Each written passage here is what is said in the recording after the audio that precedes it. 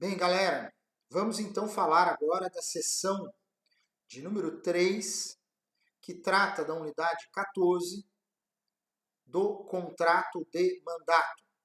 Nós falaremos agora um pouco mais sobre as obrigações das partes, decorrentes da aceitação desse contrato, estabelecendo também algumas questões relacionadas à responsabilidade, sobretudo do mandatário. Nesta seção de número 3, você pode acompanhar aí no nosso slide, eu estou indicando aquelas que seriam as obrigações principais, básicas, essenciais do mandatário. Lembre-se sempre de correlacionar estes aspectos teóricos com a figura do advogado, porque o advogado, por excelência, exerce uma atividade profissional que depende de mandato. Alguém precisa contratar o advogado Chacon para agir em seu nome, seja na esfera extrajudicial, seja na esfera administrativa, seja na esfera judicial. Eu preciso ser contratado para que eu receba poderes de representação através de uma procuração. Então, olha só, eu preciso ser contratado, e o contrato é de mandato, recebendo poderes de representação do meu cliente através de um documento que eu chamo de procuração. Olha que bacana. O que nós vimos essencialmente na seção de número 2, não é verdade? Mas vejamos, o mandatário deve agir com zelo, com probidade, com cuidado, com cautela. Deve zelar pelos interesses do mandante, garantindo que eles sejam praticados da melhor maneira possível. Porém, não se esqueçam também que aqui no mandato, via de regra, nós estamos falando de uma obrigação de meio e não de uma obrigação de resultado. Item, inclusive, que a gente já tem dito em outras aulas, a título de recordação do estudo do direito das obrigações. Quanto ao fim, a obrigação pode ser de meio, de resultado ou de garantia. Lembram disso? Nas obrigações de resultado, o devedor se compromete a alcançar determinado resultado, independente dos meios que sejam necessários para alcançá-lo. O mandatário deve agir com zelo, mas ele não se obriga a atingir resultados. Via de regra, portanto, posso afirmar que a obrigação do mandatário é uma obrigação de meio. Ele tem o compromisso de exercer a melhor atividade profissional, desenvolver as melhores atividades para atingir o melhor resultado possível, mas ele não se compromete com o resultado. Eu não tenho certeza absoluta, mas eu acredito que sim. No projeto integrador de outros semestres, os alunos, vocês, devem ter trabalhado com isso.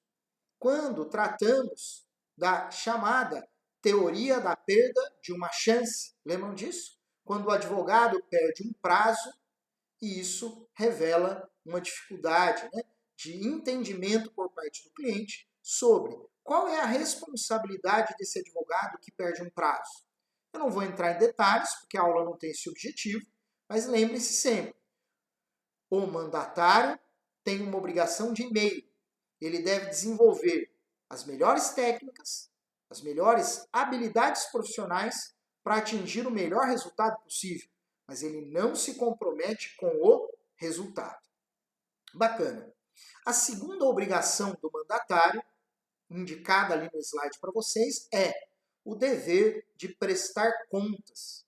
Sempre que eu represento os interesses de outra pessoa, eu sou obrigado a prestar contas para quem é o meu mandante.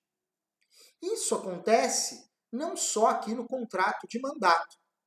Pode anotar aí o seguinte: sempre que alguém age em nome de outrem, exerce direitos em nome de outrem, cuida do dinheiro do outro e assim por diante, deve prestar contas. É o que acontece também, só para ficar exemplificado, quando tratamos da interdição. Aquele que representa os interesses do interditado também tem o dever de prestar contas, porque se trata de uma figura de representação judicial. O juiz nomeia quem representará e administrará os interesses do interditado. Portanto, ele deverá prestar contas para o mesmo. Ok? Bacana. Então, o mandatário deve agir com zelo, tendo uma obrigação de meio, não de resultado. O mandatário deve prestar contas ao seu mandante. E diga-se, não apenas contas de cunho financeiro, contas de como está o trabalho, o que aconteceu, o que não aconteceu, apresentar os documentos daquilo que foi produzido e assim por diante. Está bem? E ainda devemos compreender que, a partir do momento que o mandatário aceita desenvolver uma atividade em favor do mandante, defendendo seus interesses, caso ele pratique atos culposos, responderá pelos danos que sua conduta causar para o mandante. A sua responsabilidade civil é subjetiva, na medida em que a sua obrigação é de meio. Chacon, eu tenho uma dúvida. Mas e se for uma relação de consumo? Ora, nós estudamos isso também em responsabilidade civil. Um dos últimos temas da nossa aula tratou, mesmo que basicamente, da responsabilidade baseada no direito do consumidor. Vou lembrar aqui esse assunto. Qual é a regra do Código de Defesa do Consumidor? Responsabilidade civil objetiva. Qual é a exceção? Subjetiva. Profissionais liberais, aonde que eles se encaixam? Na exceção. Os profissionais liberais, de uma maneira geral, se enquadram na exceção. Por isso que o advogado, mesmo se eu disser que ele está enquadrado numa relação de consumo como prestador de serviços, a responsabilidade do advogado não será objetiva, será subjetiva, porque ele está enquadrado na exceção do Código de Defesa do Consumidor, que traz à tona a figura dos profissionais liberais neste tópico. Beleza? Então vejamos. Se o mandatário agir com culpa, responsabilidade civil subjetiva, ele responde pelos danos que causar. Da mesma maneira, se ele, mandatário, praticar atos com excesso de poder. Vamos imaginar que um cliente procure o meu escritório, contrate o meu escritório para negociar a cobrança de um crédito. O meu escritório tem o poder de cobrar aquele crédito daquela quantia, R$5.000. O nosso cliente não nos dá autorização expressa de abaixar o preço, diminuir os valores, etc. Eu posso praticar um ato com excesso de poder. Por exemplo, sem autorização do cliente, eu negocio aquele crédito e aceito 3.000 no lugar dos R$5.000 devidos. Eu estou praticando um ato, dando um desconto com excesso de poder. Se isso causar dano ao meu cliente, ele tem direito de exigir da minha figura, mandatário, que indenize ele dos danos que o excesso de poder lhe trouxe. Está bem? Tentando aí trazer um exemplo muito simples para que fique claro para todos vocês. O advogado, dando um desconto na cobrança de um crédito do seu cliente, desconto esse que não estava autorizado a realizar.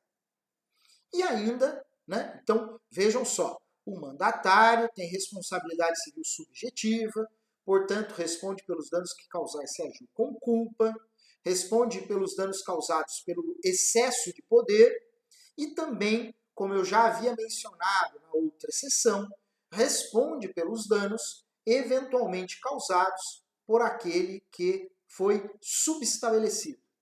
Então, o subestabelecimento, podendo, né, ser realizado, o subestabelecimento transfere para o mandatário uma responsabilidade solidária caso o subestabelecido cause danos ao mandante.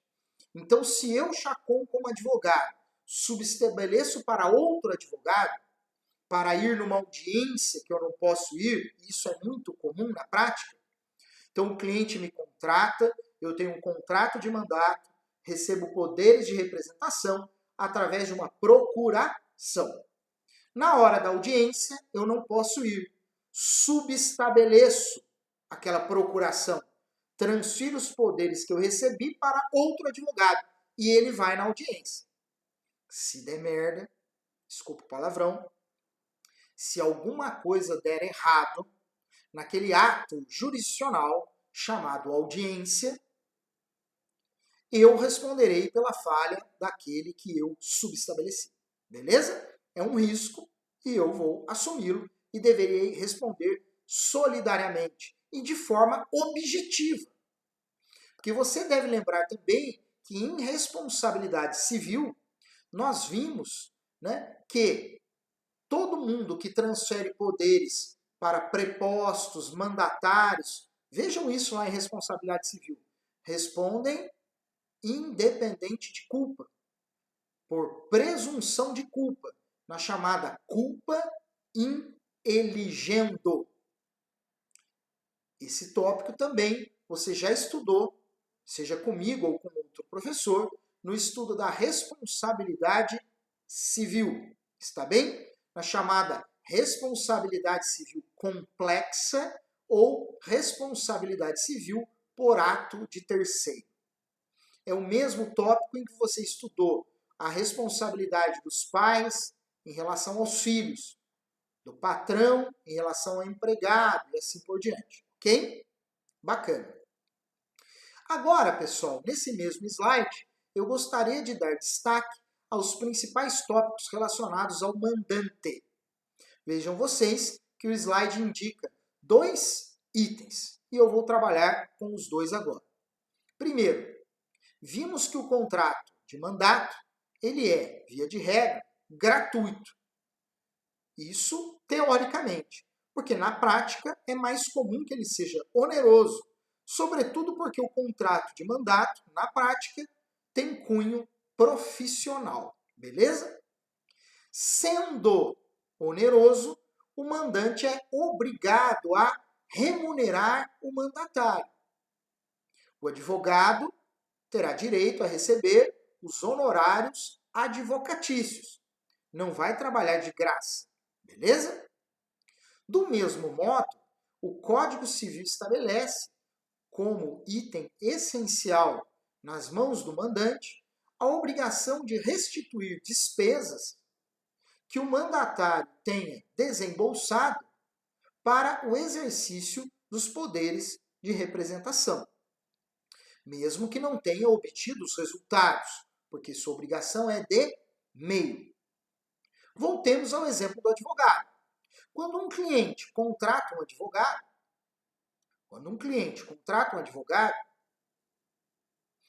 o cliente estabelece para o advogado poderes de representação na procuração. Legal. O advogado, para desenvolver o seu trabalho jurídico, profissional, vai ter que recolher custas do processo. De repente pode ser que tenha que autenticar um documento. São despesas para exercer os poderes de representação. Essas despesas devem ser reembolsadas pelo mandante. Portanto, esses 2 itens que eu destaquei são os principais nas mãos do mandante em relação ao mandatário. Beleza? Legal. Em último lugar, falarei um pouco mais sobre o excesso praticado pelo mandatário. Devemos ver como regra essencial nesse tópico o seguinte: a terceira pessoa, aquele terceiro que celebra atos que eu destaquei ali em vermelho, exorbitantes, que extrapolam os poderes do mandatário. Portanto, atos praticados com excesso de mandato. Eles não terão ação contra o mandatário, salvo este tenha prometido que ratificaria o ato futuramente. Portanto, se uma terceira pessoa negocia com o mandatário, ele vai conhecer os poderes do mandatário. Essa terceira pessoa vai falar assim: deixa eu ver sua procuração. Vai ver a procuração. Ah, você não tem poderes para praticar esse ato. Mas mesmo assim ele pratica esse ato. Esse terceiro não poderá brigar com o mandatário, mesmo que o mandatário tenha praticado atos com excesso de poder. Está bem? Salvo o mandatário tenha se comprometido, né, a ratificar aquilo com o mandante, né, ou tenha assumido pessoalmente as obrigações por tudo o que praticou. Está bem? Você no estudo doutrinário encontrará exemplos, né, e poderá somar a tudo isso que conversamos na sessão de número 3. Um abraço, até daqui a pouco, na continuidade dos estudos da unidade 14.